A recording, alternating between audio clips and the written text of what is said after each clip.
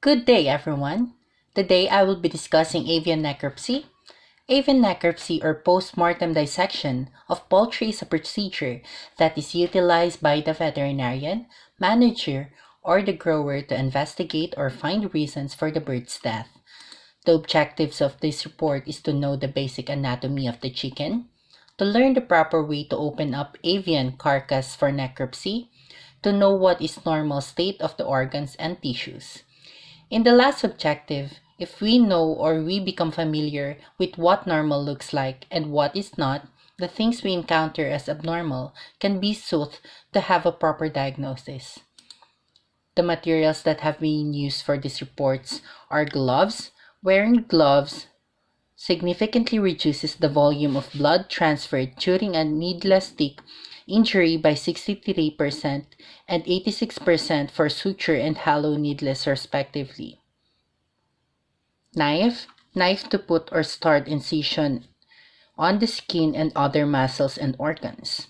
Scissors should also available to have easily cut tender muscles and organs. And lastly, forceps to hold the skin, tissue, or organs away from the thing that is being currently working on. First step, wear your gloves and position the bird on its back on the cutting surface, then pluck its feather from the dorsum and ventrum. Before plucking the feathers, check if the bird has clean feathers or if there are any bites or any injuries on its skin or anything that is out of normal. After checking the bird, wet its feathers with liquid soap and water to moisten the feather in order to easily plucking and so that we can see things on the skin a lot better. Second step, disarticulate the legs. In disarticulating the legs, first you'll need to cut the skin free on the thigh area or both legs using the knife. Next is you dislocate the hip joints by gently prying them out of the socket and then reflect the legs laterally by incising the ventral thigh and disarticulating the femoral head. Third step, expose the pectoral muscle. Using the scissor, remove or retract the breast skin cranially over the sternum and up to the neck to the intermandibular space. We'll want to see if there are enough muscles there. Are there abnormal spots and discoloration? Did the skin peel off easily? Did it feel dry? So if the crop is normal, the crop is tied up to the esophagus, and this is where the bird stores its feed to soften it before it goes down to the rest of the gastrointestinal tract. Notice if the crop is in a normal state and inspect if the crop has discoloration and then cut it into it and see if the things inside are normal feed or if there are weeds and rocks. Fourth step, cut through the mouth and through the sinus. Insert the scissors on the right commissure of the mouth and then continue cutting parallel to the neck. Try to cut as close as possible to the surface of the skin as possible, and after this, we will see the trachea and esophagus.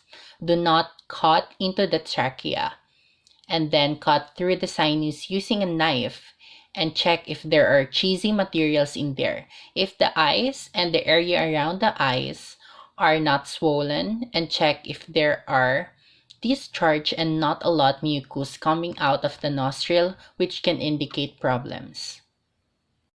So here we can see the trachea and esophagus. A normal esophagus has a clear glistening look to it. It is gray-white in color and it has a smooth surface. An esophagus with a vitamin A deficiency has a rough-looking white thickened esophagus. The trachea is a white tubular structure which has rings and cartilage visible from the outside. You will need to cut through the trachea and see what it is inside. Inside the trachea is a small clear mucus and the lining is glistening clear white. A normal trachea has no yellowish material in it or cheesy looking stuff that is broken off that indicates that there is a necrosis going on. You can start to notice some areas, some kind of rings, and these are cartilage inside the trachea. This cartilage should have a little to no coloration. Fifth step, retract the breast. Using your scissors, cut through both of the rib on the both side and expose the organs. Bluntly detach the tissues along the left side of the body wall. Using your fingers, detach those tissues and do not use a scissor or knife because it might cut some organs, and then lay everything to your left. Spread open the abdominal cavity.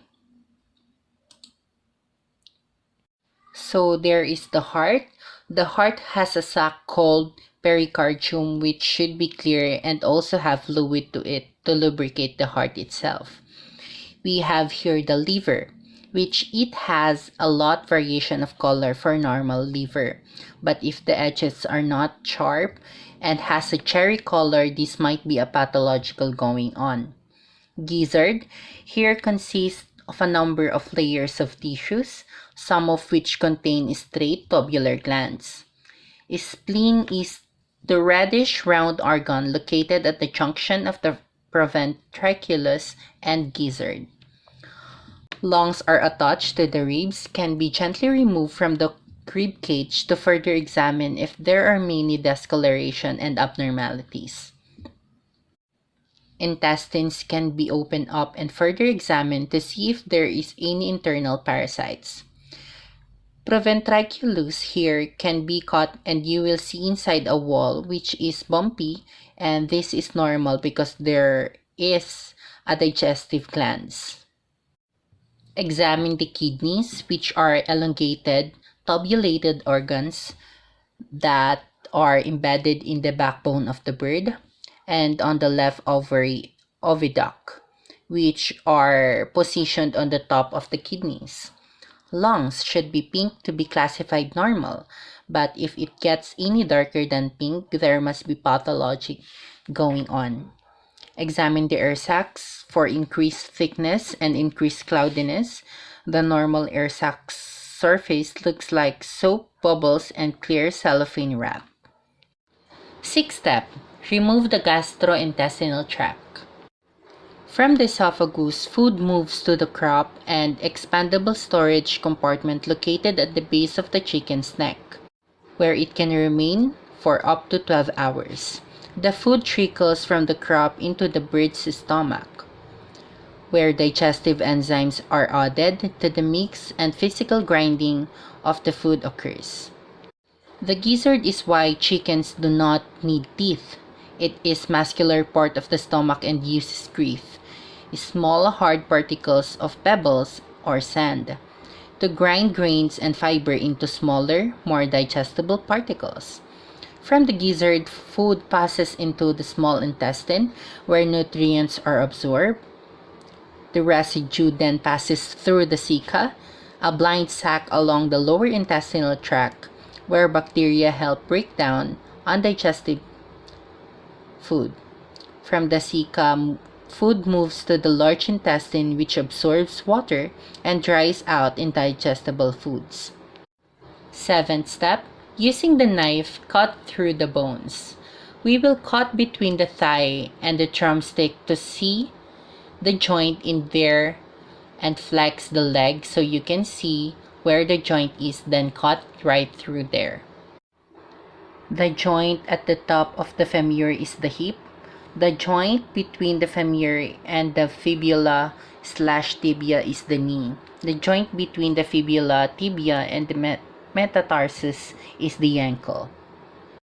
Eighth step, cut through the bone using your knife. So what you can see inside the bone is a bone marrow. Bone marrow is a fatty tissue located in the center of the bones. It is made up of stem cells that run into blood cells inside the body when indigested. Bone marrow is spongy in texture and buttery in taste. The white goo is primarily water and protein. Protein from the poultry meat is easily digested. which means it's denatured quickly through the cooking process so it leaches out water, bringing out soluble protein. So that's it for this report. Thank you for listening. The chicken was given by our groupmate's neighbor since he knew that we needed a dead chicken for our necropsy. 2 days before the day of the necropsy, our groupmate was searching for a dead chicken. Regarding the chicken's death, according to the neighbor, the chicken was under the heat for a long period of time. They suspected that it was having a heat stroke because it seems weakened, and on the same day our necropsy, it died early in the morning. So the neighbor opted to give the chicken to us for the necropsy. The chicken is suspected to have died from hypohydration due to heat stroke. There are several findings that we have concluded for our necropsy. When we retracted the chicken's breast, we weren't able to have a clear look of the organs because of the yellowish structure, which were the fats. These fats were covering most of the organs, particularly the liver. We had to remove the fats from the organs in order to have a clear picture of the gastrointestinal tract. The inside of the chicken looked dehydrated. The feed from the crop that we opened included weeds and stones. And when we were dissecting the lower part of the eye, there were cheesy mucus coming out of the nose.